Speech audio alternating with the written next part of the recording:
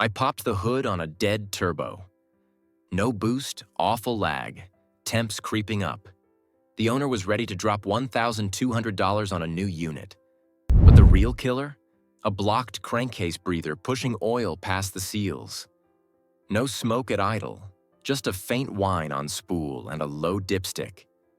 If you've ever chased boost issues and found nothing, this video is your roadmap. We'll trace 9 symptoms, look for oil puddles, residue, and listen for bearing noises. Then verify with OBD2 codes like P0234/P0299. Catch it early, and a $450 rebuild might be all you need. Before we move on, please take a moment to subscribe to the channel and like the video. You'd think a turbo bleeding oil would announce itself with smoke everywhere. Yet the nastiest leaks hide when the engine's under load and everything looks normal at idle.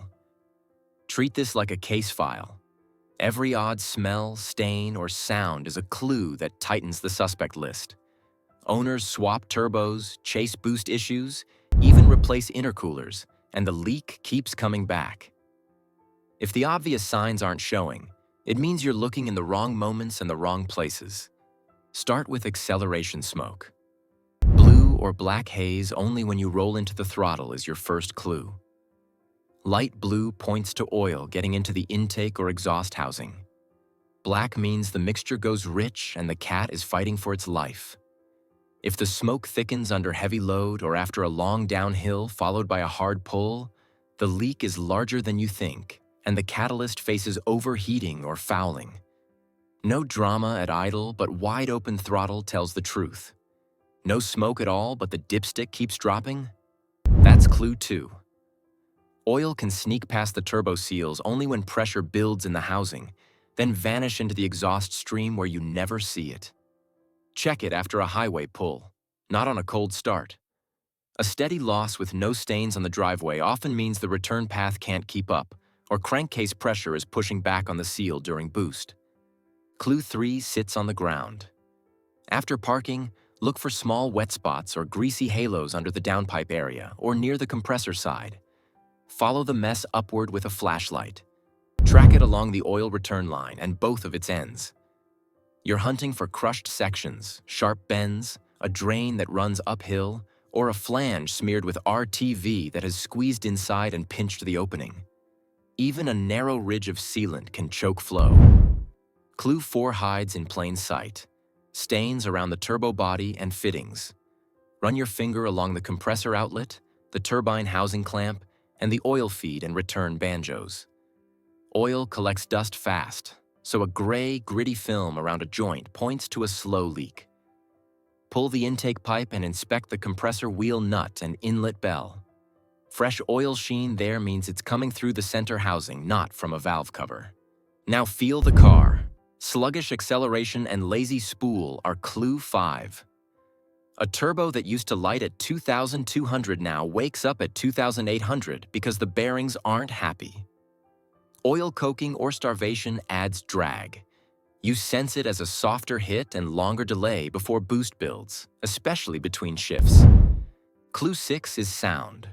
A rising whine, then a faint scrape or dry chirp on spool up suggests the film of oil isn't stable. It may come and go with temperature. Pair that with clue 7. Higher coolant or oil temps on climbs and a sharp, hot oil smell after a hard run. Heat soaks, the center housing cooks the residue, and the smell lingers near the firewall. Put it together with a quick scan.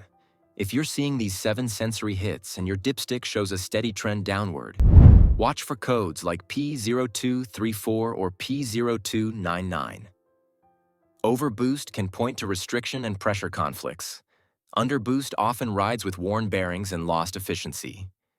Confirm the leak path before you tear anything apart, and you'll avoid tossing a good turbo in the trash. Now that you've mapped the surface clues, let's pull the panel back on the quiet pressure build that can make a fresh, tight turbo leak like it's worn out. So your turbo is fresh, the seals are new, and yet you're still finding oil where it shouldn't be. What force can shove oil past a seal that isn't worn? Pressure. Not boost pressure in the intake, but trapped pressure inside the engine and inside the turbo's center housing. that pressure rises, the oil film loses its safe path home and looks for another way out, right into the compressor or the turbine. The crankcase breather, your PCV, and any auxiliary vents, acts like a release valve. When it clogs, the crankcase builds pressure every time you roll into throttle. That pressure pushes back through the turbo's oil return, slowing or reversing the drain. Oil stacks up in the bearing housing, and because the turbo's seals aren't rubber lip seals, they can't hold a column of oil under pressure. The result is migration into the intake tract, or straight into the exhaust housing during load. That's why people swap turbos and still chase leaks. The villain isn't the cartridge. It's the pressure that shouldn't be there. If the breather can't flow, or the return line is tight, kinked, or routed uphill, the center housing becomes a small oil reservoir. Spin the shaft fast under boost, and you've just created a pump that slings that excess into the wrong side.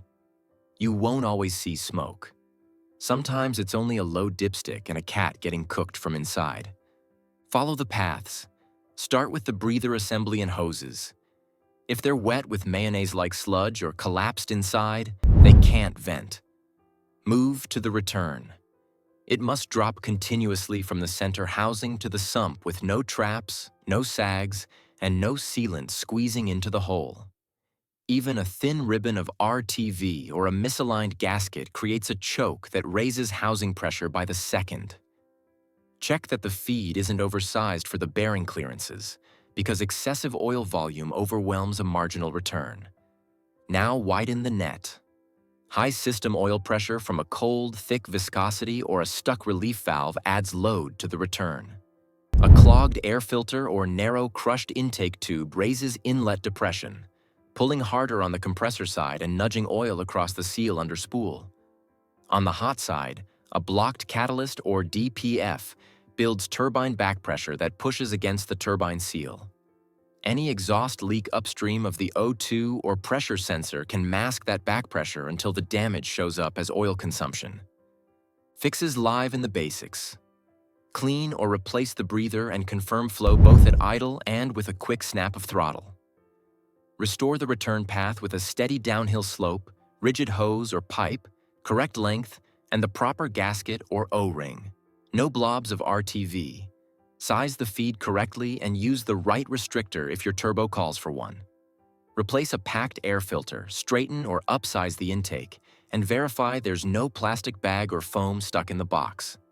Measure exhaust back pressure relative to boost and address a clogged cat or DPF before it cooks the center section again. Use your scan tool as a cross-check. P0234 can hint at restriction or control issues that raise stress on the seals. P0299 can show loss of efficiency from worn bearings or oil-contaminated intercooler plumbing. Codes don't prove a leak, but they support what you find with your hands and a flashlight.